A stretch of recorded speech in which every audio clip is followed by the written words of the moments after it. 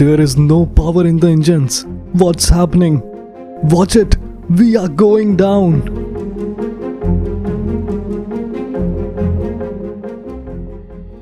नेपाल हिमालय की गोद में बसा हुआ एक छोटा सा देश, जहां घूमना एक रोमांच है और उससे भी कहीं ज्यादा रोमांचक और खतरनाक है वहां का हवाई सफर। पोखरा नेपाल में फर्स्ट ऑफिसर अंजू अपनी उस फाइनल फ्लाइट को उड़ा रही होती हैं जिसके बाद उन्हें प्रमोट करके कैप्टन बनाया जाना था।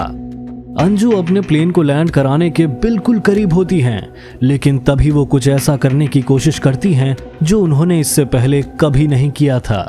कॉकपिट में अंजू के साथ उनके इंस्ट्रक्टर भी बैठे थे, जो उनकी परफॉर्मेंस पर नजर रखने के साथ साथ उन्हें गाइड भी कर रहे थे। सब कुछ एकदम परफेक्ट चल रहा होता है कि तभी अचानक कॉकपिट में एक वार्निंग अलार्म बजने लगता है। ऐसा होते ही प्लेन अपनी पावर खो देता है। उसके बाद इंजन रिस्पॉन्स करना बंद कर देते हैं और वो तेजी से नीचे की तरफ गिरने लगता है। प्लेन का रनवे उससे सिर्फ 1 मिनट की दूरी पर होता है, लेकिन उसका ऑल्टीट्यूड 500 फीट से भी कम रह जाता है। इसी बीच अंजू प्लेन की पावर को बढ़ाती हैं, लेकिन कुछ नहीं होता। वो लीवर को पुश करके फुल पावर पर कर देती हैं, मगर फिर भी कोई फायदा नहीं होता। मामला हाथ से निकलता देख सीनियर पायलट तुरंत प्लेन का कंट्रोल अपने हाथ में लेते हैं, लेकिन इससे पहले कि वो कुछ कर पाते, प्लेन अचानक से बाईं तरफ झुकने लगता है। अब ये प्लेन सुरक्षित रूप से लैंड कर लेता है या फिर इसके अंदर बैठे 72 लोग अपनी जान गंवा देते हैं। ये कहानी है येती एयरलाइंस फ्लाइट 691 की। तो आइए इस वीडियो को स्टार्ट करते हैं।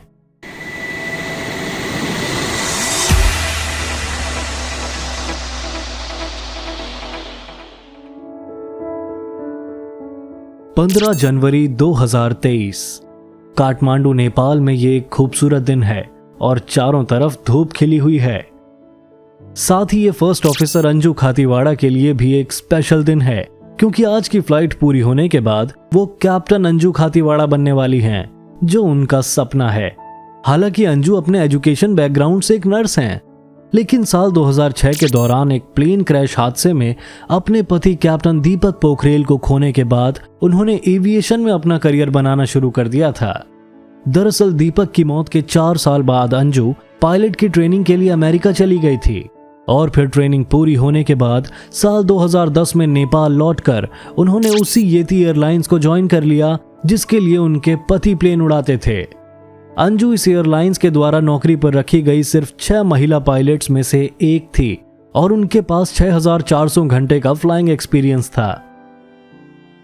आज भी इस फ्लाइट में उनके साथ सीनियर कैप्टन कमल केसी मौजूद हैं, जिनके पास 22,000 घंटों का फ्लाइंग एक्सपीरियंस है। कमल केसी साल 2009 से येती एयरलाइंस में हैं। जब भी कोई पायलट प्रमोट होने वाला होता है तो उसकी आखिरी फ्लाइट में इनको उस पायलट की परफॉर्मेंस चेक करने के लिए भेजा जाता है। इसी पर्पस से आज ये इस फ्लाइट में अंजू के साथ मौजूद हैं। येती एयरलाइंस की इस फ्लाइट 691 को काठमांडू से पोखरा जाना है, जो नेपाल का दूसरा सबसे घनी आबादी वाला शहर है। इसके साथ ही ये नेपाल का सबसे खूबसूरत शहर भी है, जहां से हिमालय की अन्नपूर्णा माउंटेन रेंज शुरू होती है। इस शहर की प्राकृतिक सुंदरता दुनिया भर से टूरिस्ट को इसकी तरफ खींचती है, जिसके चलते ये नेपाल का टूरिज्म कैपिटल भी कहा जाता है। यही वजह है कि इस शहर में एक नया एयरपोर्ट पोखरा इंटरनेशनल एयरपोर्ट बनाया गया था, जिसकी ओपनिंग इस फ्लाइट के सिर्फ 2 हफ्ते पहले न्यू ईयर 2023 के दिन की गई थी। जानकारी के लिए बता दें, काठमांडू और पोखरा के बीच की दूरी 150 किलोमीटर है और ये नया एयरपोर्ट यहाँ पहले से मौजूद एक डोमेस्टिक एयरपोर्ट से सिर्फ 3 किलोमीटर दूर ईस्ट की तरफ बनाया गया है। नए एयरपोर्ट पर 2 रनवे हैं, जिसमें पहला है रनवे 12 और दूसरा है रनवे 30। काठमांडू से आने वाले प्लेन यूजुअली रनवे 30 पर लैंड करना प्रेफर करते हैं, क्योंकि ये एक स्ट्रेट अप्रोच होती है जिसमें प्लेन को ज्यादा घुमाना नहीं पड़ता। वहीं रनवे 12 पर लैंड करने के लिए पायलट को पहाड़ों के बीच से प्लेन को निकालकर लो ऑल्टीट्यूड पर शार्प टर्न लेते हुए एक पूरा चक्कर लगाकर रनवे 12 पर लैंड करना पड़ता है। ये कोई पब्लिश्ड विजुअली अप्रोच नहीं है, बल्कि येती एयरलाइंस ने इंटरनली इस रूट को अपनी फ्लाइट्स के लिए बनाया हुआ है। आज की इस फ्लाइट में इस्तेमाल होने वाले प्लेन का नाम ATR 72500 है, जो कि एक टर्बो प्रॉप एयरलाइनर है और इसे खास तौर से छोटी फ्लाइट्स के लिए बनाया गया है। इस फ्लाइट में यूज होने वाला ये प्लेन 16 साल पुराना था, जिसे 2019 में येती एयरलाइंस के खरीदने से पहले भारत की किंगफिशर एयरलाइंस और थाईलैंड की नॉक एयर के द्वारा इस्तेमाल किया जा चुका था। हालांकि इसके बावजूद भी ये प्लेन इस फ्लाइट के दौरान बहुत अच्छी कंडीशन में था। काठमांडू से पोखरा जाने में एक फ्लाइट को सिर्फ 26 मिनट लगते हैं और फर्स्ट ऑफिसर अंजू व कैप्टन कमल को उस दिन इस रूट के 2 राउंड ट्रिप्स करनी थी। अब क्योंकि अंजू के लिए ये एक चेक राइड थी, इसलिए वो कॉकपिट में लेफ्ट सीट पर बैठी थी और कैप्टन कमल राइट साइड वाली सीट पर। उस दिन इनके शेड्यूल की पहली फ्लाइट के लिए ATC ने इन्हें रनवे 30 असाइन किया था, जिस पर लैंड करने में इन्हें कोई दिक्कत नहीं हुई और 30 मिनट के बाद ही इनका प्लेन नए पैसेंजर्स और रिफ्यूलिंग के बाद पोखरा से वापस काठमांडू जाने के लिए तैयार हो गया। प्लेन ने रनवे पर दौड़ना शुरू किया और 26 मिनट के अंदर ये वापस काठमांडू पहुंच चुका था। इसके बाद इनके शेड्यूल की दूसरी उड़ान ही वो फ्लाइट होने वाली थी जिसका जिक्र हमने वीडियो की शुरुआत में किया था। अंजू अपना 100 घंटे का फ्लाइंग टाइम पूरा करने से सिर्फ 30 मिनट दूर थी, जिसके बाद उन्हें कैप्टन बनाया जाना था। यानी ऐसा करने के लिए उन्हें सिर्फ फ्लाइट को काठमांडू से पोखरा तक ले जाकर सेफली लैंड कराना था। फ्लाइट के टेक ऑफ करने से पहले फ्लाइट अटेंडेंट ओशिन मेगर एक टिकटॉक वीडियो बनाकर उसे पब्लिश करती हैं। साथ ही इस प्लेन में सवार 59 पैसेंजर में से 4 इंडियन टूरिस्ट भी थे, जो इस पूरी फ्लाइट को फेसबुक पर लाइव स्ट्रीम कर रहे थे। इसी दौरान कॉकपिट में दोनों पायलट प्लेन को इस फ्लाइट के लिए तैयार करते हैं। आइए जरा प्लेन के सेंटर कंसोल को एक बार देखते हैं, क्योंकि इससे आपको इंसिडेंट समझने में हेल्प मिलेगी। इस प्लेन के सेंटर कंसोल में लेफ्ट की तरफ एक लीवर है, जिससे स्पीड ब्रेक, इमरजेंसी ब्रेक और पार्किंग ब्रेक्स को कंट्रोल किया जाता है। इसके ठीक बगल में पावर लीवर्स हैं और राइट साइड में ये एक फ्लैप स्विच है। इसी से ठीक पहले यानी फ्लैप स्विच और पावर लीवर के बीच में 2 कंडीशन लीवर हैं।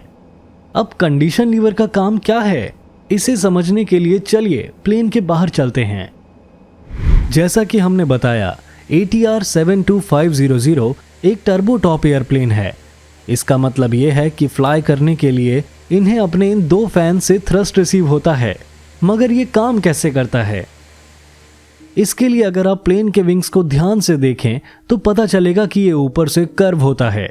इसी कर्व के चलते सामने से आने वाली हवा जो ऊपर से गुजरती है उसे लंबा ट्रैवल करना पड़ता है और इसकी वजह से विंग पर ऊपर की तरफ बहुत कम प्रेशर क्रिएट होता है, जबकि नीचे की तरफ विंग फ्लैट होने के चलते वहां हाई प्रेशर बनता है। अब विंग में प्रेशर के इसी डिफरेंस की वजह से प्लेन ऊपर की तरफ उठने लगता है। विंग्स के डिजाइन की मदद से हमने ये तो समझ लिया कि प्लेन ऊपर कैसे जाता है, लेकिन प्लेन को आगे की तरफ पुश करने का काम प्लेन के इंजन्स में लगे हुए ब्लेड करते हैं। कहने का मतलब यह है कि प्लेन के प्रोपेलर्स इंजन में जो पंखुड़ियां लगी होती हैं वो कोई मामूली फैन ब्लेड नहीं होती, बल्कि प्रोपेलर्स में लगा हर एक ब्लेड अपने आप में एक छोटे आकार का विंग होता है। यानी जिस साइंटिफिक कॉन्सेप्ट से विंग्स के सहारे प्लेन हवा में ऊपर उठता है, टर्बो टॉप में सेम वही कॉन्सेप्ट प्रोपेलर्स के रूप में प्लेन को आगे बढ़ाने यानी उसको थ्रस्ट देने के लिए इस्तेमाल किया जाता है। मगर कई बार ऐसा होता है कि फ्लाइट के दौरान आपको एडिशनल मोमेंटम की जरूरत नहीं होती, खासतौर इंजन फेल होने पर लंबी दूरी तक ग्लाइड करने के दौरान। इसीलिए प्लेन में कंडीशन लीवर लगाया जाता है, जिसका काम प्रोपेलर्स ब्लेड को हवा की डायरेक्शन में घुमाना होता है। ऐसा करने से प्लेन के इंजन में लगे हुए ब्लेड हवा की डायरेक्शन में मुड़ जाते हैं, जिसके कारण हवा ब्लेड से टकराए बिना आसानी से गुजर जाती है। लेकिन इस सिचुएशन में जब हवा ब्लेड से नहीं टकराती तो इंजन भी प्लेन को आगे पुश नहीं कर पाता, जिसका मतलब है कि इंजन कोई थ्रस्ट जनरेट नहीं करता।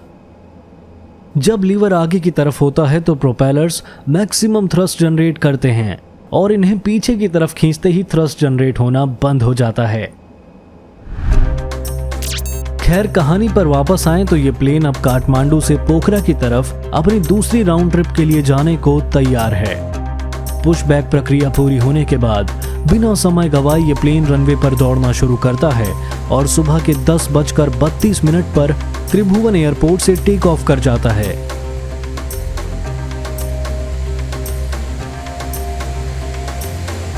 हिमालय की खूबसूरत वादियों से गुजरने के बाद अपनी डायरेक्शन पोखरा इंटरनेशनल एयरपोर्ट से 15 मील दूर दोनों पायलट पोखरा एटीसी से कांटेक्ट करते हैं और एटीसी की तरफ से उन्हें तुरंत ही स्ट्रेट इन अप्रोच अपनाते हुए रनवे 30 पर लैंड करने का क्लियरेंस मिल जाता है। मगर क्योंकि ये अंजू के लिए उनकी फैमिलियराइजेशन फ्लाइट थी, ऐसे में कैप्टन कमल चाहते थे कि उनको रनवे 12 पर लैंड करने की अप्रोच के बारे में भी पता चल जाए। इसलिए वो खुद सामने से एटीसी से रिक्वेस्ट करते हैं कि उन्हें रनवे 12 अप्रोच असाइन किया जाए और एटीसी उन्हें ये क्लियरेंस दे भी देता है। आपको याद दिला दें कि ये वही अप्रोच है जिसे नेपाल एविएशन अथॉरिटी की तरफ से अप्रूवल तक नहीं मिला हुआ है। खैर, इस अप्रोच से आगे बढ़ते हुए सुबह 10:51 पर प्लेन के ऑल्टीट्यूड को कम करके 6500 फीट पर लाया जाता है। इस समय एयरपोर्ट से सिर्फ 5 मील की दूरी पर होता है। इसी दौरान first officer Anju power lever को पीछे की तरफ खींच देती है और प्लेन नीचे की तरफ आना शुरू हो जाता है। जैसे ही प्लेन की स्पीड 180 नॉट्स क्रॉस करती है, अंजू कहती है फ्लैप्स 15। इतना सुनते ही कैप्टन कमल फ्लैप्स को 15 पर सेट कर देते हैं और फिर 170 नॉट्स पर वो गियर को डाउन कर देते हैं। इस तरह इस अप्रोच के क्रॉस विंड फेज को पूरा करके दोनों पायलट्स प्लेन को बाईं तरफ मोड़कर इसके डाउन विंड फेज पर अग्रसर कर देते हैं। मौसम एकदम साफ था, जिसके चलते एटीसी सिर्फ देखकर ही प्लेन को आइडेंटिफाई कर सकता था। 10:56 पर जब प्लेन 721 फीट की ऊंचाई पर होता है तो उसी समय पायलट ऑटो पायलट को डिसेबल कर देते हैं। इसके सिर्फ 5 सेकंड बाद जैसे ही प्लेन 150 नॉट्स की स्पीड को क्रॉस करता है, अंजू के गले से आवाज आती है फ्लैप्स 30। इस समय कैप्टन कमल 3 अलग अलग ड्यूटी निभा रहे होते हैं। वो पायलट मॉनिटरिंग और अंजू को ट्रेन एंड गाइड करने के साथ साथ इस नई अप्रोच को भी समझ रहे होते हैं, जिसके जरिए इस फ्लाइट से पहले सिर्फ 2 बार ही लैंडिंग की गई थी, यानी उनके ऊपर वर्कलोड प्रेशर बहुत ज्यादा था। तो जब अंजू फ्लैप्स 30 बोलती हैं, तब उनके जवाब में captain Kamal flaps 30 and descending ये कह देते हैं। लेकिन वो फ्लैप्स लीवर को 30 पर सेट नहीं करते, बल्कि उसके बजाय गलती से कंडीशन लीवर को पीछे की तरफ खींच देते हैं। जैसा कि हमने आपको बताया, जब कंडीशन लीवर को पीछे की तरफ खींचा जाता है तो इससे प्रोपेलर्स फेदर्ड पोजीशन में आ जाते हैं, यानी उससे थ्रस्ट जनरेट होना बंद हो जाता है। कैप्टन कमल को यह एहसास ही नहीं होता कि उन्होंने गलत लीवर को खींच दिया है। ऐसा होने के सिर्फ 5 सेकंड बाद ही प्लेन में मास्टर कॉशन अलार्म बजना शुरू हो जाता है और इंजन से आने वाली आवाज बदल जाती है। प्लेन हवा में एकदम से रुक जाता है। हड़बड़ाहट में first officer Anju power lever को पुश करती है, मगर इसके बावजूद प्लेन तेजी से अपना ऑल्टीट्यूड खोने लगता है। ये रनवे से सिर्फ 1 मिनट दूर और ग्राउंड से केवल 500 फीट की ऊंचाई पर होते हैं। अंजू एक बार फिर से पावर लीवर को पुश करके मैक्सिमम पर सेट कर देती है, लेकिन कोई फर्क नहीं पड़ता। इसी दौरान कैप्टन कमल प्लेन की कमान अपने हाथ में ले लेते हैं और तभी उनका ध्यान फ्लैप्स लीवर की तरफ जाता है, जो 30 की जगह 15 पर सेट था। वो तुरंत इसे 30 पर सेट करते हैं, पर कुछ नहीं होता। प्लेन का ऑल्टीट्यूड लगातार कम होता जाता है।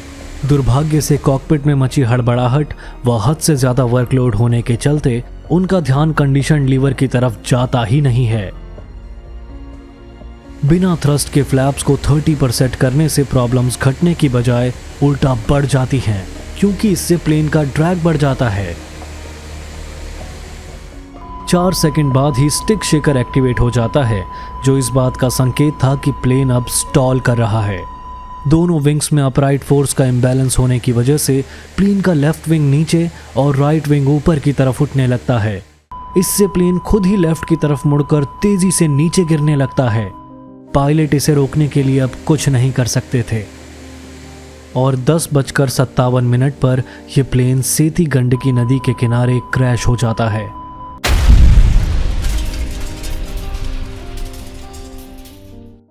Captain Kamal, first officer Anju, flight attendant ओशन मेगर और 68 पैसेंजर समेत इस प्लेन में मौजूद सभी लोगों की मौके पर ही मौत हो जाती है।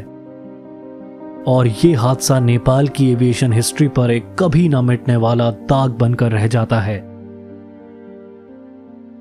टेको एयर चैनल और अपने दर्शकों की तरफ से हम इस दुखद हादसे में जान गंवाने वाले सभी लोगों की आत्मा की शांति के लिए प्रार्थना करते हैं और भगवान से विनती करते हैं कि ऐसा हादसा फिर कभी ना हो। अगर आपको हमारी मेहनत पसंद आ रही है तो कृपया लाइक और सब्सक्राइब बटन पर क्लिक करके हमारा हौसला बढ़ाएं। आपके सहयोग के लिए हम सदैव आपके आभारी हैं।